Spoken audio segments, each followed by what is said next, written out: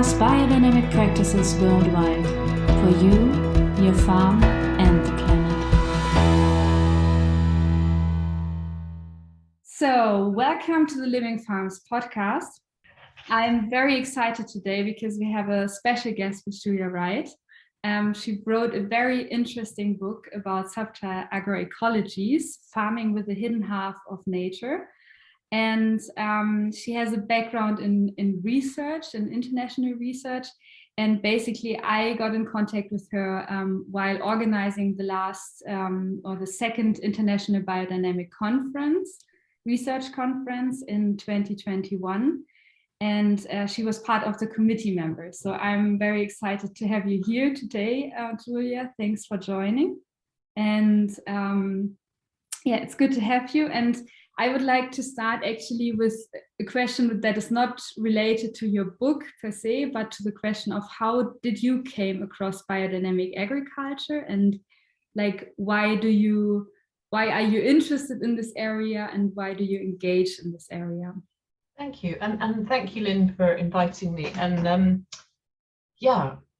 well, actually, I came across biodynamic agriculture years ago in the 1980s through exploring different philosophies. I grew up in London, and I encountered the Theosophical Society and then the Anthroposophical Society.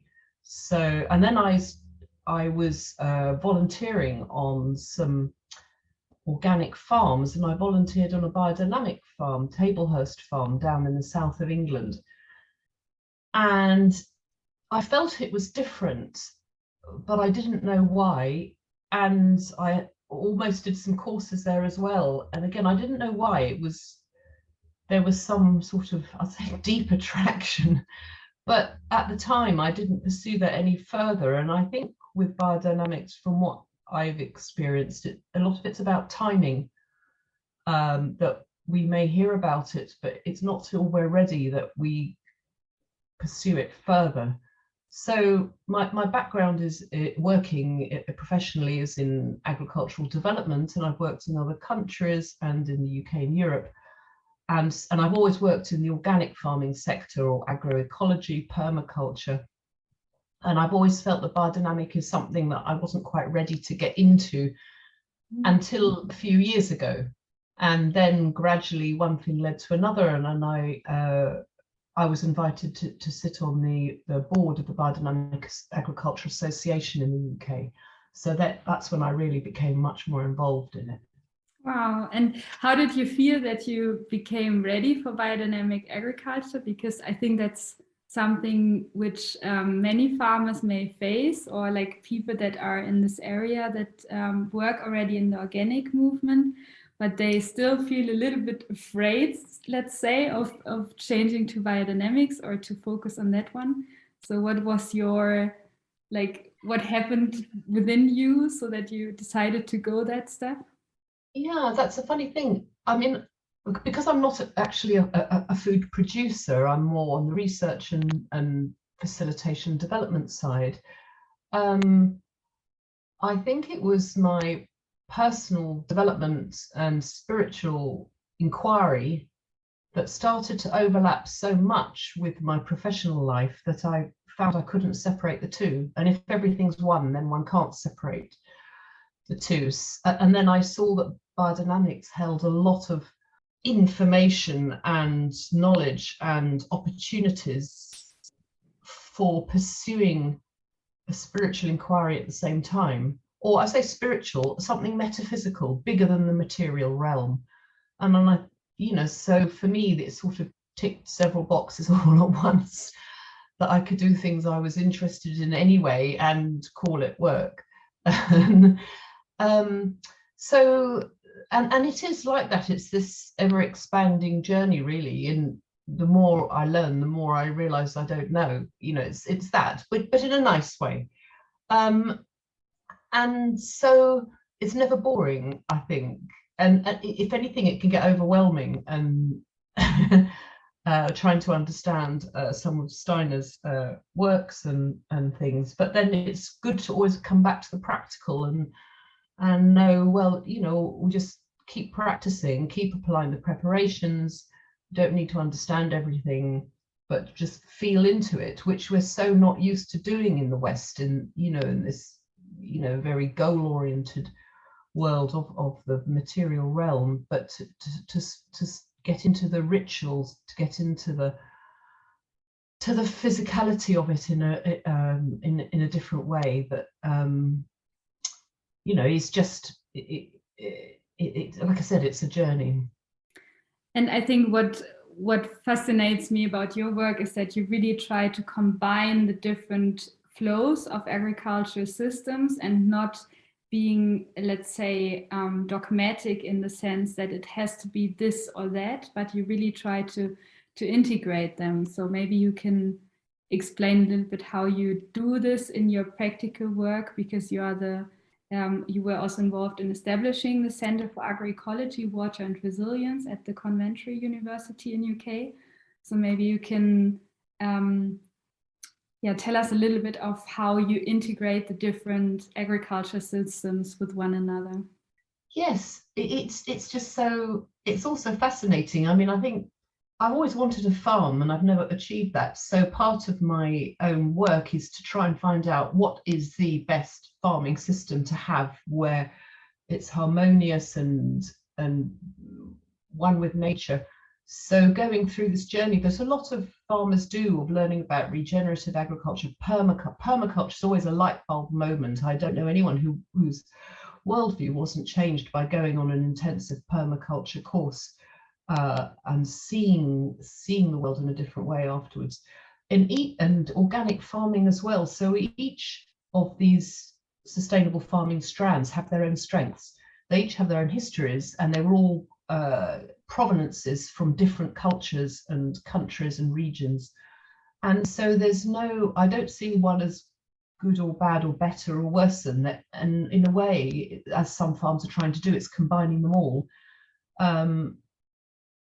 But there are obviously bottom lines, like not using chemicals, like do no harm, using the precautionary principle. What biodynamic adds, or the uniqueness of biodynamics, is the metaphysical component. Because in organic farming, in fact, a lot of things Steiner talked about 100 years ago, organic farming has then manifested in practice. It's worked out rotations and done a lot of research on things that the biodynamic movement hasn't been able to do. So there are those crossovers, but none of the other farming or sustainable farming approaches really are based on and embrace this metaphysical component and connection with the cosmos, connection with our inner life. And what I see is that from working abroad is that, traditional communities in other countries do naturally have that. They've never lost it.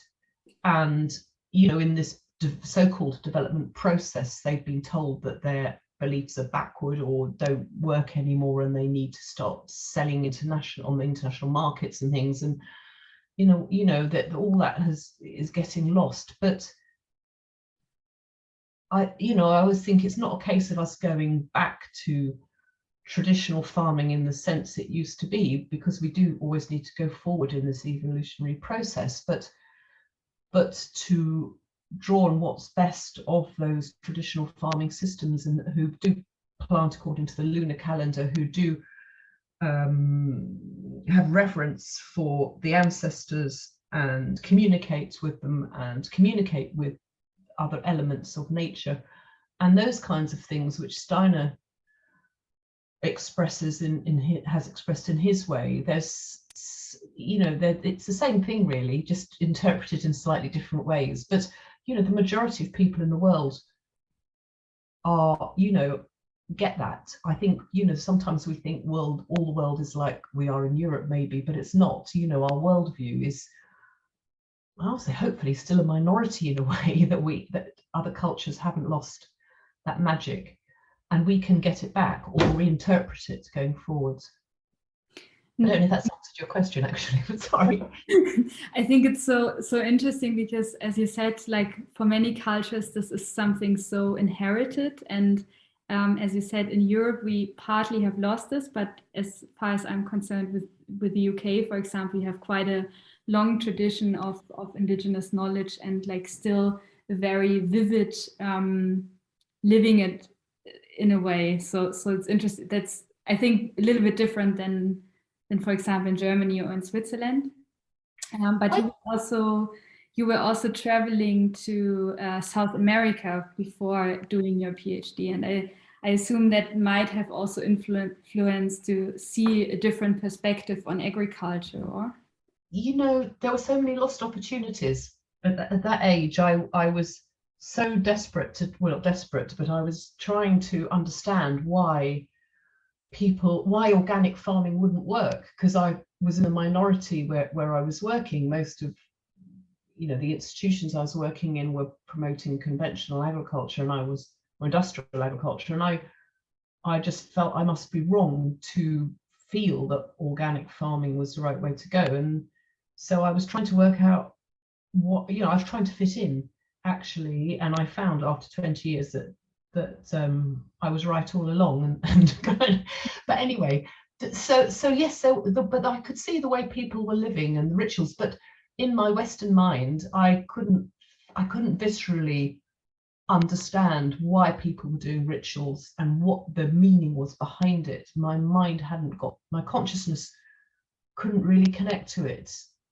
and it's only through more practice and more training and study that I'm an inch further, I say, than I was then, a little bit further. Yes, exactly. There's a lot of richness everywhere. But as you said, you're right. It hasn't been lost in the West or in Europe. It's just gone underground or been dispersed, or people are practicing in, I say, secret, but aren't talking about it for fear of whatever ridicule or whatever it might be. And because we have this birthright, being human, we have this connection with nature, and whether we have those abilities naturally or learn them, practice through learning, and we can get them. So it's here, it's just latent, and which is very positive, because it means we can easily regenerate that relationship. Yeah, and it has often, as you said, there's some kind of shame often associated with going into a more spiritual farming system, or with doing this connect, or like getting into this connection with nature again. And I know some farmers which are saying, oh yeah, I always enjoyed getting this like metaphysical component of farming and getting into touch with the cosmic forces and so, but I'm really afraid of stating this publicly, and because I'm afraid that I will be named crazy, or that the people think that I'm stupid or crazy. And I think that has to do with our worldview, that in the agriculture production system, we're becoming more and more logic, and we really want to capture nature into something which is a simple cause and effect chain. And that's just something that we can handle as humans, that we can basically control, instead of coming into this collaboration. And so maybe you can tell us a little bit of how you managed to come into this collaboration with nature, or to how did you realize that you're not separated, but really part of the overall metaphysical parts? Yeah, I'm still going through that process. I think with most of us, it's just who and what we encounter along the way that changes us. And for me, what's a major influence was a spiritual teacher who does communicate with nature, called Michael Rhodes, Roads, and he's written a lot of books and has quite a big audience in other countries in Europe, and he lives in Australia, and he's been, since the 1980s, been writing about communicating with nature and going on those workshops where I saw physical changes in people and healing taking place. Because it's also reconnecting with oneself and the past and whatever trauma and whatever's happened. And I saw real individual breakthroughs it was very therapeutic for people. So I know that that works in a way. My rational mind has seen empirical evidence. So and that's what I like about biodynamics as well, is this idea of phenomenology, this scientific approach that we can use our intellect and our visceral experience to know that what we are doing and exploring is real for us. It's not just a belief, in inverted commas, that we've been told don't matter, but we can actually go through this methodology. And I think that's hugely important for us in the West or in Europe, because our minds need that to believe, or to have to open up to that kind of reality. So yes, that's what's helped me. It's so I think with biodynamic farming, it's so interesting because on the one hand, there are like really those facts and figures that biodynamic farming is, from the research perspective, solid proof to be better in let's say some of these classical indicators like soil organic humus and soil fertility and soil biodiversity and so on. And on the other hand, which you have also mentioned, I think, or touched a little bit upon, is this feeling when you come to a biodynamic farm, and which is immediately different, so to say. And that's something which is very difficult to grasp in a research perspective, so to say, because it's something that is like in a connection between the inner world and the outer world of ourselves coming to a farm, and the farm reacting to us as human beings. And I think for this, like, nature communication becomes more and more important, that we train also the skill and realize that this is something that can be learned and that can be taught, how to come into contact with the land or a farm, so to say. Yeah, exactly. And and this idea, especially in farming, I mean, agriculture is so stuck in a way. I mean, the environmental movement has made great strides, but in agriculture, all the ministries of agriculture I've encountered are quite stuck in this sort of old way of the last century, or this industrial mentality. And I often talk about this industrial mindset, that even in the face of other evidence that says something different, people still carry on in the old way of farming, and like goal oriented. So the most important things are yields, and that we're getting rid of pests and diseases, and it's very targeted, which doesn't mean that's all wrong, not at all, but it's just, we know now that focus sort of doesn't lead to a long-term positive outcome. And when I read about other worldviews in other cultures, this idea of a goal being to bring balance and harmony, and continually striving to bring balance and harmony to the system. And it's not an end state. It's dynamic. We're always moving towards that, and going out of balance and harmony and coming back in again. And trying to say that to a farmer in Europe when they need to survive, or financially, or increase profits or increase yields, bringing balance and harmony doesn't mean anything. Because there's always some more important physical goal that they need to achieve. And it's not that finances aren't important, of course they are, but we need to change our sights. We need to change what we're doing in this world. And surviving financially is one thing, but balance and harmony includes that.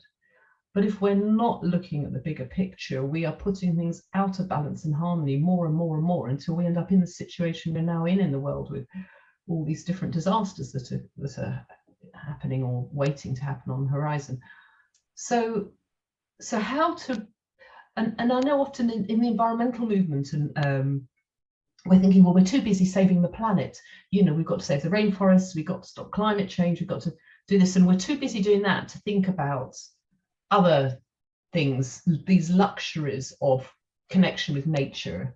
But the question is that part of the problem, that we're so busy trying to firefight that we've already lost that connection with nature? And that's why all these problems have arisen. So we need to take a couple of steps back, sort of rewind. And so there is that issue there, and how to talk about it in the farming sector is an interesting proposition. You know, when people's headspaces are so much focused, and it's easy for me to talk about it because I'm employed by university and I get a salary. If I was running my own farm, I'm sure I would be running around, I was going to say like a headless chicken, but that's probably not a good analogy, you know, but firefighting all kinds of things. So it's one thing to say these things, it's another thing to actually do them. But people are doing them, and that's why, again, biodynamic farming is a good example of people who are intentionally trying to do that. And what I often find fascinating about biodynamic farms is that once you come into this communication with nature, and once you come into this like close connection between you as a farmer and your land, that after some time, also the farm really becomes this farm organism that is also more profitable in a way. So also in the financial sense, it's maybe not at the beginning immediately, but also in the longer run, because your farm is more resilient and your farm is better off with all of the climate change and so on. So that's something which is sometimes then forgotten. And I found it interesting, like when the negotiations for the Brexit started in the UK, I was working for a different organization in research, and the government really was eager to promote organic farming because they really said, okay, come on, we really need a solution now. The Brexit is coming, and this seems to be a very reasonable farming system. And I found that an interesting aspect, because once they realize, like when you don't have the subsidies for a system which is not holistic in a way, so also including the costs for the environmental costs and so on. So if you would really do a true cost accounting, then the organic and biodynamic farming system is immediately better off than the agrochemical based one. And exactly, that's it. It's the longer term goals. It's optimizing, not maximizing. It's, you know, and you're exactly right. And you know, and unfortunately, now that Brexit's happened in the UK, I think that government's taken its sights off organic farming. And that's another interesting thing that I've seen. When people are in a more desperate situation, they're more open to ideas. I did my doctoral research in Cuba when they were struggling with food security issues and economic issues in the country, and their food supplies and chemical input supplies had been cut off because of the blockade from the United States and also their economic crisis. And when they were in sort of desperate measures, they were really open to organic farming, and the researchers who'd been working on organic soil fertility and things like that were really, you know, promoted and supported to do more work. But when the food security situation eased off a bit, people started going back to so-called normal, because there was, and you know, in the crisis, everyone was growing their own food, or probably about 80% of the population had some kind of link to growing some food somewhere in the cities, as well as obviously, well, especially in the cities. But again, as soon as the crisis lessened a bit, most people stopped being interested in growing food. And so we can see, but then there were still incremental changes and awareness raising. But what I saw there was that even though there was no private sector, so there was no big corporate push to use agrochemicals or to you know, grow unsustainably, there was still this mindset of a lack of food and what I noticed was that people were worried that they were going to lose control of nature, that if you didn't have chemicals, you could get inundated with pests and diseases and plagues. And also, if you let farmers do what they wanted, more localized production, they were worried about losing control of the farming community. The government was worried about that. So underneath all this industrial farming there, at least with no private sector, there was a fear of a lack of control and a fear of a lack of having enough food. And these underlying fears were driving industrial or conventional farming, even when no profits were being made out of it, no short-term profits. So that's the kind of thing we, that in the farming sector, we just don't look at the psychology of what's driving us properly and the mindsets and our worldviews. It's completely under-researched and under-recognized. And in the sustainable farming movement, it's easy to blame corporates and governments, but we should look at all of our own mindsets, not just the corporate sector. A few years ago, I started a PhD. I didn't go through with it because I felt like, okay, it's not the way for me, but I started it anyway, and I analyzed on how far what factors influence farmers to move towards the sustainable agriculture system. And a lot of them said that the role models, or having no role models actually, or farmers that show how it's working, is one of their main constraints and hindering factors for not implementing a sustainable farming practice. And I think here that's the biodynamic movement of farms, they're in such a good position because they already started this farming practice sometimes years, centuries ago, depending on the farm. But I mean, they are very old biodynamic farming practices existing, and they can really, they can function as a role model of how this future farming system could look like, and what kind of stabilities and resilience could develop out of this farming system. And I think that's a nice role in this world, so to say. Exactly. And you like you say, it's so important because people can't say it's impossible to do. Because someone is doing it, it's impossible to say it's impossible. And I remember being actually on a regenerative agriculture course where the trainer was saying, we don't know what our productivity levels could be because we've never really invested in growing topsoil and, the humic layer. It could be 10 centimeters or 20 centimeters. We've got no idea of what our yields could be, even in the alternative farming systems. There's so much potential there. And Bill Mollison from permaculture always said the only limiting factor is our imagination. So yes, there's such a lot of potential, and if we can, and this is what we have to be doing now, is really focusing on these examples of success, or just examples of learning and of people doing things differently. And because it seems like we have to make a conscious decision to farm more sustainably now, if we continue as normal, that's an unconscious habit.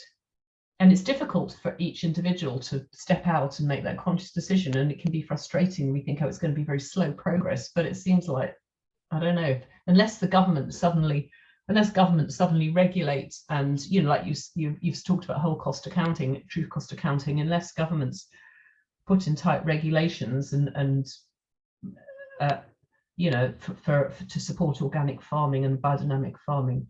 And then I'll always say, in the 1950s and whatever, when industrial farming really took off more, the consumers didn't choose to eat industrial food. They didn't choose to go and buy food that had more chemicals on it or anything. They weren't told about it. It just crept into the system. And now, for the last few decades, we have to make a conscious choice to go out and pay more for and buy, more sustainably produced food. It's not a level playing field. If governments turn that around, it would be so easy for us. If they put across, like certified any food that was produced unsustainably, if that was certified with skull and crossbones as a label, you go to the supermarket or wherever and you see this black label with a skull and crossbones on it, and that shows you that food's not organic or biodynamic, then I wonder how many people would buy it. Yeah, it's a nice, different idea. Normally you just have the labels with organic, and it's a good idea to switch that around. Yeah, so so maybe we can come a little bit to your book now, because I understand your book a little bit as a gift of how to implement such a connection again, or how to see the different aspects of how to connect, and examples of practical examples, so to say. I will start with the poem that you put at the beginning, because I think it fits quite well, and then you can maybe tell a little bit from your perspective what the book is about. We will link it, of course, in the show notes so that you can access it, and it's actually for free, which I think is quite generous and great that you that you spread the word in this world. So the poem is: if you talk to animals, they will talk to you, and you will know each other. If you do not talk to them, you will not know them, and what you do not know, you will fear, and one fears, one destroys. So it's quite a yeah. That was Chief Dan George who wrote, and he was an actor. I can't remember the Hollywood films he was in, but he was a First Nation actor in the States, and poet, amongst other things. Well, the book sort of seems to have taken on a life of its own.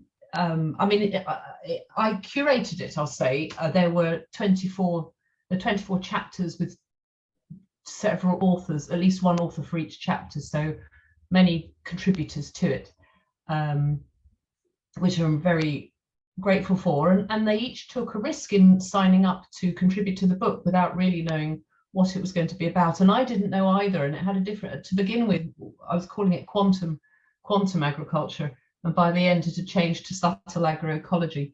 So there were lots of things happened along the way, which is positive, because it's nice to have a sense that one's working with other forces. And it's, yeah. So I think the thing was to just try and bring some credibility to this idea that there's more than the physical in nature, in agriculture. And then, as I've said, the environmental movement gets this more, but in farming, it's not so commonly addressed. So to bring in some things, for example, one of the chapters is on constellation work, which is used in family therapy. It's used in terms of nature constellations, but to apply it to farming systems was, something extremely useful and not talked about so much. So I was trying to bring some concepts which are quite well known in other disciplines, but bring them into the farming sector. And then, there are people who are researching electromagnetic frequencies and looking at maybe some of the quantum science. And quantum science is far out, it's way down the line in theory, but bringing it into the practice of farming is very, very difficult. And I actually spoke to quite a few quantum physicists who didn't feel that there should be any mention of that subject in a book on farming, because there was no relationship, as I was told. So there still is this mismatch between what people are looking at on a submicroscopic level and what's actually happening in practice. But I did have a very generous contribution by a quantum physicist from Canada who wrote a chapter that was appreciated. So the thing is with agriculture, it covers every discipline in the world, as far as I'm concerned. History, physics, chemistry, anthropology. You could come at it from any angle, and so the book is quite eclectic. It covers a lot of different topics, and I try to divide it up into 4 sections. And the first one is about the philosophy, the worldview, what different ways to see the world, whether you look at soil or whether you look at indigenous cultures or whether you look at what we want to be in the future. And there was a mixture of different chapters on different worldviews. And then the second section of the book is about electromagnetic frequencies, actually looking at the impact of lasers on plant growth, trying to understand it from that.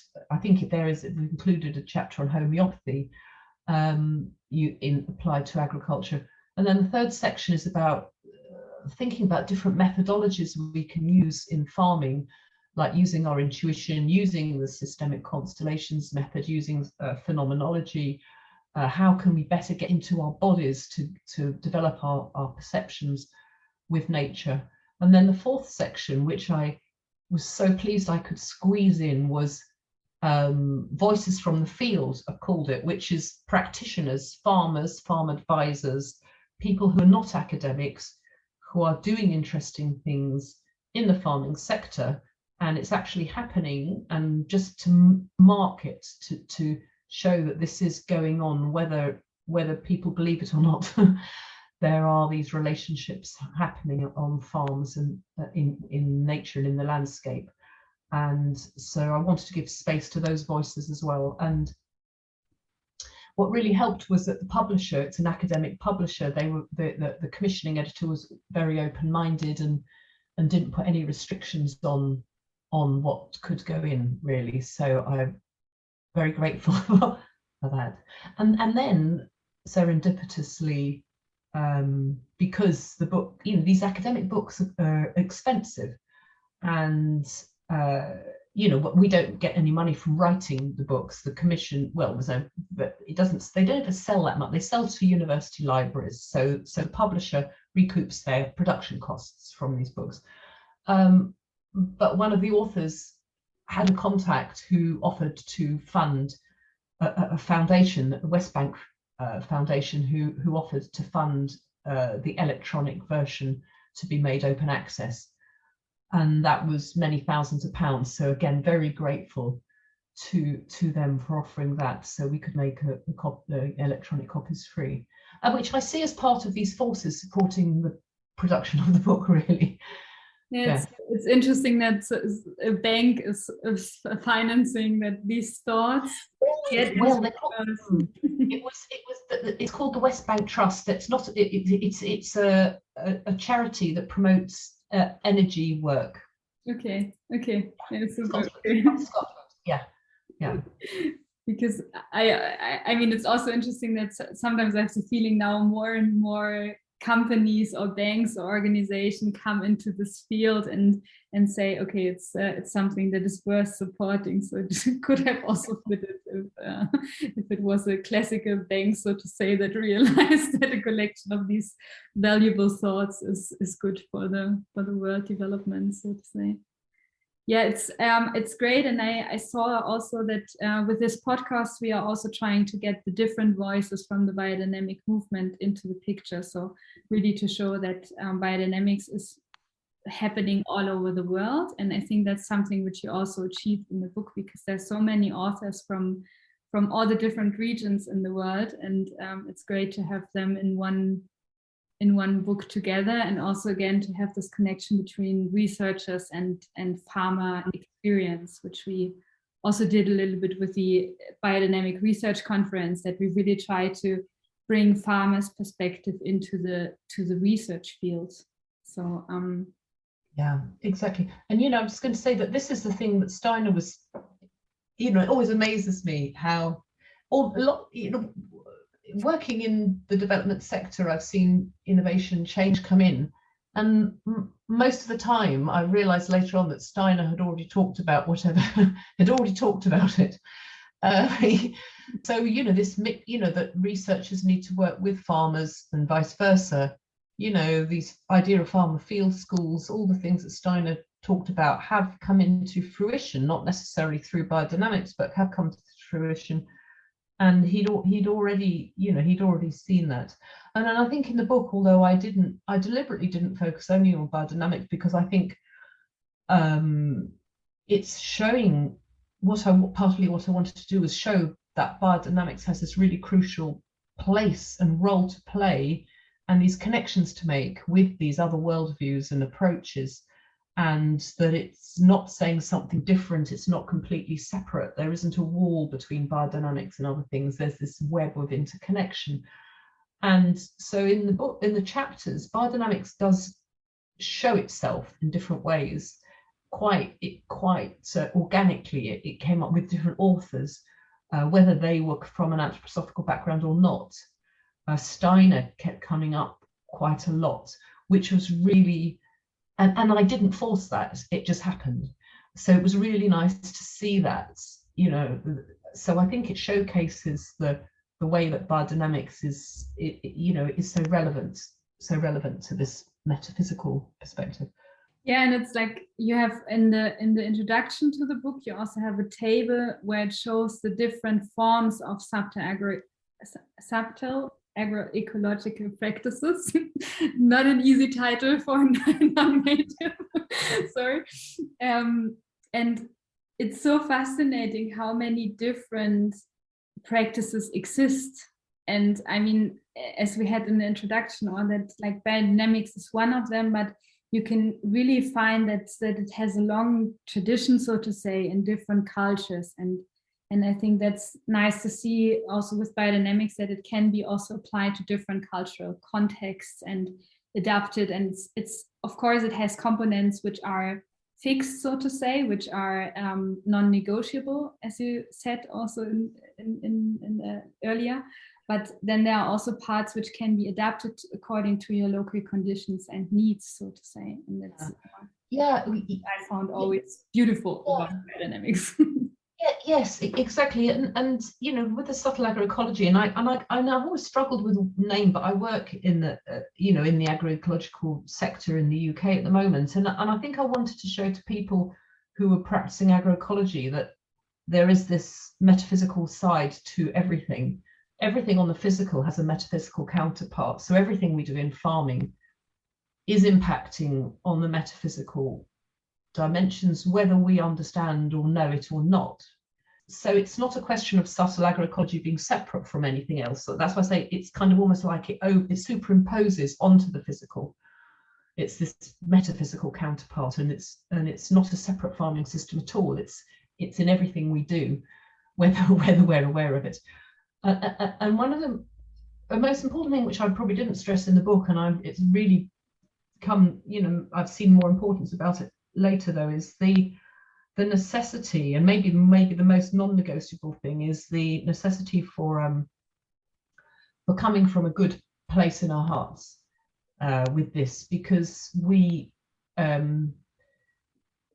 working with subtle energies is a huge responsibility. It's not something to be taken lightly, and it's not something you could just read in a book or a manual and then try and do yourself without knowing how to set up the space so that it's safe and loving and has beneficial outcomes. I think that just needs being consciously aware of, and I you know, if I would add anything to the book that's not in there, I would add that. Yeah, I think, like as you said, it's a huge responsibility, and that comes, like, for me, I realized that the more mentors I have, so to say, which I can discuss these things and exchange upon, the better, and the easier I can get the access to this realm, like to this reality, so to say. And it needs training, and it needs somebody who supports you, because otherwise it can be not just dangerous for the environment, but also for yourself in a way. So this is the thing about energy work, and so it just needs that, and again, in traditional societies, there's a lot of celebration, there's a lot of reverence and respect and festivals and these things, which maybe in the West we've seen, oh well, you know, that's nice to do if you've got the time, but they're there for a really important reason. It's to set the scene, it's to hold the space, it's to clear the space, and all that stuff, which when we're working with energies is necessary. So that's why festivals are such a good thing for many, you know, to do for many reasons on every level. And that's maybe something when we come back to the beginning, which is then when you start dealing with biodynamics, is maybe a little bit scary. So, and maybe keeping others away from biodynamic practices. However, as I said, like I think if you have this mentoring system of other people, or maybe also this podcast where you get how other people are thinking about this and exchange upon the ideas of biodynamic practices and so on, then it's a very fruitful and amazing practice, I would say. Yes, and there are these different levels of knowledge and skills, and I think one of the things is knowing your limitations. You know, I go and I can spray the preparations in my garden, but there's some things that I wouldn't understand or do because I don't really understand what I'm doing. And so it's knowing your level and your limitations, and this is why, you know, the knowledge, you know, we talk about esoteric knowledge, and that's just, you know, some knowledge, you know, like we go to school, we don't learn, you know, in the first year at school, we learn first year level things, and we don't learn fifth or sixth year level things in the first year. It's like that. And so we just need to know what we can do and what we need to bring in expertise from people who are got more understanding and knowledge and ability. Yeah. And then sometimes also trusting the life forces, so to say, that the right knowledge comes to you at the right time. At least that's what I experienced, that you seldomly have the situation that you receive knowledge when you're not ready for it. Yeah. As annoying as it is sometimes, but often the knowledge comes when you're ready to receive it, so to say. Yeah. Yes, humility is called for there. So yeah, maybe we can also take now a little bit the perspective, or the future perspective into account. You've written this book now, and what do you think are now next steps in your research area, or what are your personal research goals? What is still needed for our planet to become more sustainable and holistic and healthy in a way for the future? Okay, well, I mean, I think that book, what I've tried to do is make it like a bit of a stepping stone or a foundation stone for other people to do more, to do other things, and to critique it and go off in other directions and things. It just helps people's work, yeah, like that. So there are several, well, for instance, you know, a lot of things are happening at the moment. There's a lot of talk about consciousness, and so there's an initiative I'm involved with now from the United Nations Environment Programme, who've got a new initiative called the Conscious Food Systems Alliance, which is developing. It's been going on for about a year or so, and there's going to be some documentation, some written work coming out of it. It's got partners all over the world, and a lot of it's driven from the idea of being more mindful in farming and practicing consciousness practices, and whatever that might result in. So that's quite an interesting global initiative that might not have happened 10 years ago, but we're seeing things coming out now into public eye quite quickly. So I think there's I think there's a lot of interest. I've had a lot of people interested to know more. And so another thing is running more practical training courses. And at least in the UK, there are some things happening in the summer here, workshops and things with trainers who can train farmers how to use some of these methods.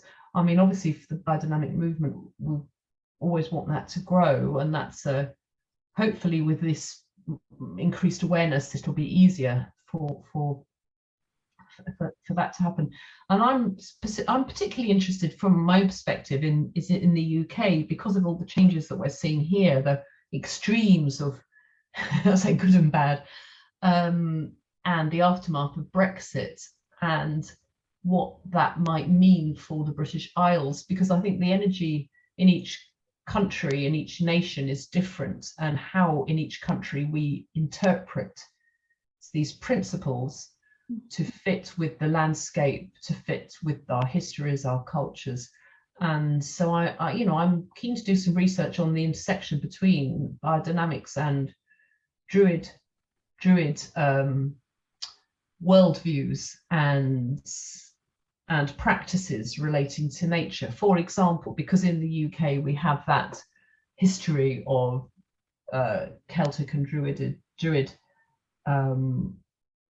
lore, storytelling, and things, and there are people practicing that, and I'm interested to see what is the intersection between biodynamic farming and the UK's indigenous way of life ways.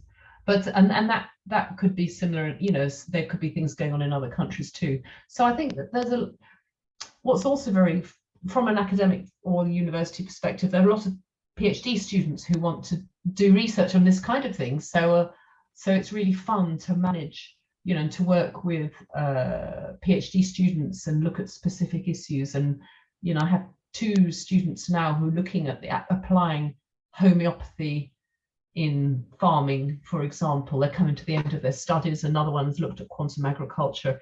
There are others looking at community supported farming from a biodynamic perspective. And so there's lots of topics it's endless really, but I'm just hoping to continue this work and collaborate with across countries as well, in the best way we can, because I think in these times the message, we're talking about this bifurcation between going down a very technical route where everything becomes automated, including humans, and going down what is the alternative to that, which is to use our own human faculties more and become even more human than we have been, and not going back to nature, but reconnecting with nature and reconnecting with food and everything like that. And the biodynamics helps take us down that natural route. But that's a conscious choice that people are making now, and I see within the research sector there's a lot of people going down the sensors and drones and all those kinds of things in agriculture, and so I think that there's a really strong motivation to do more in the other direction, which is what I think subtle agroecologists can help with, amongst other things. Wow, that's sounds very interesting. So I may need to think about doing a PhD again. So that sounds like a good research plan you have. So Julia, we are coming nearly to the end now. At least for this talk, I think it's not the end of exchanging about these interesting things, but for today. And I will ask each and every one of my podcast guests one last question. And this is, what are your 3 main reasons to work for a biodynamic future? 3 main reasons. Healthy food, or I say healthy food, vibrant food, which is like we've never tasted before, which we don't know now what it could be like, and that would be amazing to experience. Food which does anyway, yeah, that would be amazing.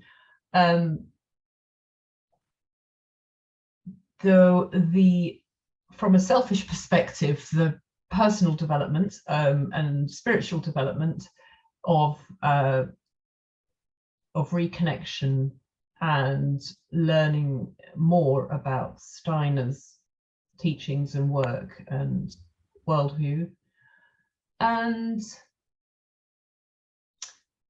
then I think this idea that it's not just biodynamics, that biodynamics has so many parallels and connections with indigenous worldviews and cultures and ways we used to live and could still do, and it's a vehicle or one vehicle for the West, or people with this Western worldview, to move through that. It's not the only one, but it is one way a pathway that it offers people to move through what we've been stuck in and go forward to a more expanded worldview and way of living. And it's set out. There are books, there are courses. It's offering something very positive. I think these are 3 very good reasons. Thank you so much for being here. It was really nice. It's a pleasure, and I hope you do reconsider doing a PhD at some point. yeah, I will see what the future brings. And yeah, for those of you that are interested in reading further, we will link everything in the show notes so that you can find the link for the book, but also maybe for your art abstract in the Biodynamic Research Conference contribution that you gave, and maybe on the projects you're currently doing. so that might be also good for linking. And yeah, thank you very much again. And I'm sure it was not the last talk that we had. Thank you very much, Lynn. I've really enjoyed it too.